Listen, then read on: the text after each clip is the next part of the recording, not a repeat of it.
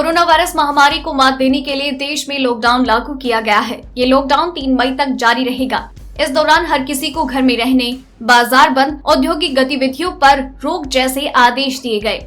लेकिन 20 अप्रैल यानी आज से केंद्रीय गृह मंत्रालय ने चिन्हित क्षेत्रों में कुछ छूट दे दी है।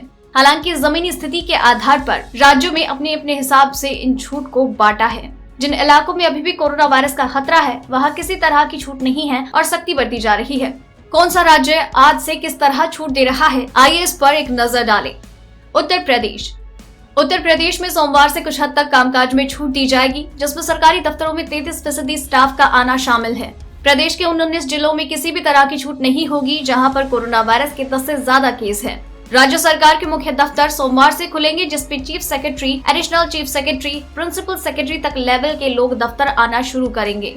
सरकारी दफ्तरों में अधिकतम 33% स्टाफ उपस्थित रहने की छूट, इन्हें रोटेशन आधार पर ड्यूटी पर बुलाया जाएगा।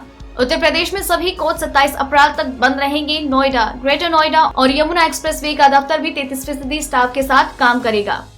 मध्य प्रदेश, भोपाल, इंदौर और उज्जैन में पूरी तरह से लॉकडाउन लागू रहेगा। सिर्फ 26 जिलों में कुछ हद तक सरकारी दफ्तर, औद्योगिक गतिविधियों को इजाजत। जिन जिलों के कस्बे या थाना क्षेत्र में कोरोना का केस, वहां छूट नहीं। School, college, mall, restaurant, cinema hall पूरे प्रदेश में बंद। महाराष्ट्र में ग्रीन और ऑरेंज जोन में कुछ हद तक औद्योगिक गतिविधि शुरू होंगी। जिन गतिविधियों को शुरू किया जाएगा वहां फैक्ट्रियों की ओर से मजदूरों को लाने ले जाने की सुविधा दी जाएगी। खाना राशन देने की भी व्यवस्था की जाएगी। कर्मचारियों को काम के लिए दूर यात्रा की इजाजत नहीं। सभी जिले के बॉर्डर सील रहेंगे। सिर्फ जरूरी क्षेत्र के लोगों को इजाजत होगी। मुंबई का पूरा क्षेत्र रेड जोन में आता है, ऐसे में वहां पर छूट के आसार नहीं। बिहार, सरकारी दफ्तरों में आज से कामकाज शुरू। सोशल डिस्टेंसिंग का पालन करना जरूरी। सिर्फ 33% स्टाफ दफ्तर में मौजूद। राज्य में 3000 से ज्यादा उद्योग फिर से शुरू होंगे। सोशल डिस्टेंसिंग, सैनिटाइजेशन का पालन जरूरी। मनरेगा से जुड़े कामकाज शुरू होंगे ताकि मजदूरों को राहत मिले। सड़क, पुलिया समेत कुछ अन्य सरकारी निर्माण कार्य शुरू होंगे। राजस्थान, आवश्यक सेवाओं के अतिरिक्त अन्य सरकारी कार्यालयों में 20 अप्रैल से 33% कार्मिकों को रोटेशन के आधार पर बुलाने के निर्णय को फिलहाल टाल दिया गया। अभी सिर्फ सचिव, विभागाध्यक्ष, उप सचिव स्तर के अधिकारी, उनका निजी स्टाफ ही दफ्तर आएंगे। आगे इस संबंध में चरणबद्ध रूप से फैसला लिया जाएगा। मॉडिफाइड लॉकडाउन में नगर पालिका के बाहर ग्रामीण क्षेत्रों के उद्योग शुरू होंगे। शहरी क्षेत्रों में उन्हीं उद्योगों को सीमित छूट दी जाएगी जिनमें श्रमिकों को फैक्ट्री में रखने की उचित व्यवस्था उपलब्ध है।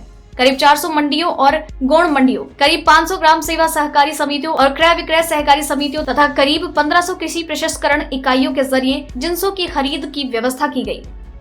पंजाब, सरकार के द्वारा एक पोर्टल की सुविधा की गई जहां पर किसान अपनी फसल बेचने के लिए रजिस्ट्रेशन कर सकते हैं।